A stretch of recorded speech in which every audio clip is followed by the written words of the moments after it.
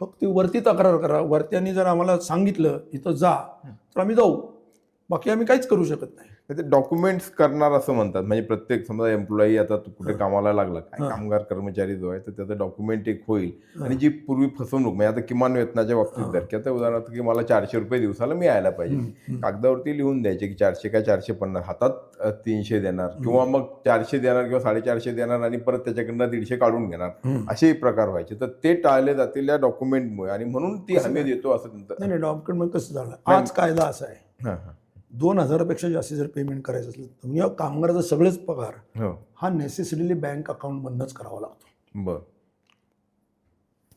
केंद्र सरकारचं जे पोस्ट खातं आहे ना, तिथं शेकडो पुण्याचे पोस्ट मास्टर जनरल त्यांच्या ऑफिसमध्ये त्यांच्या म्हणजे ज्युरिस्डिक्शनमध्ये काम करणाऱ्या 350 लोकांची आम्ही केस केली आता. बर. आणि ती जिंकलो आम्ही. ओके.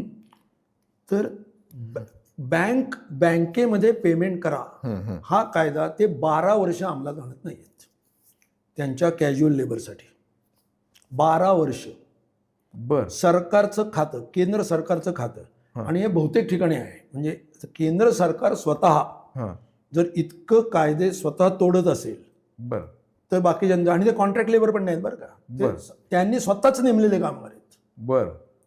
त्यांना बँक अकाउंटमधनं पेमेंट नाही, कॅश पेमेंट, व्हाउचरवरती पेमेंट. आम्ही मागणी केली करत नाही. आता म्हणजे मला सांगायचं आहे असं की कायदा जरी असला तो आजही आहे ना, हे काय सांगतात नवीन केलं म्हणून. डॉक्युमेंट काय करणार, कसं डॉक्युमेंट आले, बँक अकाउंटमधनं पेमेंट करायचा कायदा आहे आज. कुठे अंमलबजावणी होते त्याची, काय अंमलबजावणी होत नाही. प्रत्येक कामगाराचं किमान वेतनाचं एक कार्ड म्हणजे हजेरीचं आणि त्याला वेतन दिलेलं कार्ड प्रत्येक ठिकाणी ठेवणं कंपल्सरी आहे. कुठे ठेवलं जातं, म्हणजे काय ठेवण्याचा प्रश्नच नाही ना. म्हणजे जिथं ठेवलं तिथं जातं, जिथं संघटित कामगार आहेत, जिथं युनियन आहे तिथं ठेवलं जातं. पण बाकी ठिकाणी म्हणजे प्रश्न प्रत्येक ठिकाणी एन्फोर्समेंटचा आहे. म्हणजे एकतर सिस्टीम नाही आणि जर असली तर एन्फोर्समेंट नाही. आणि दोन्ही असण्याची शक्यता असली तर त्यांचे दात आणि कान बंद करून ठेवायचे, दात काढून घ्यायचे आणि सांगायचे की मुंबईच्या चीफ इन्स्पेक्टर ऑफ फॅक्टरीजला किंवा चीफ लेबर कमिशनरने जर परवानगी दिली तर आम्ही तुम्हाला इन्स्पेक्शन करायची परवानगी देऊ, इंटू ब्रॅकेट त्या एम्प्लॉयरला फोन करून आणि त्याला सांगू.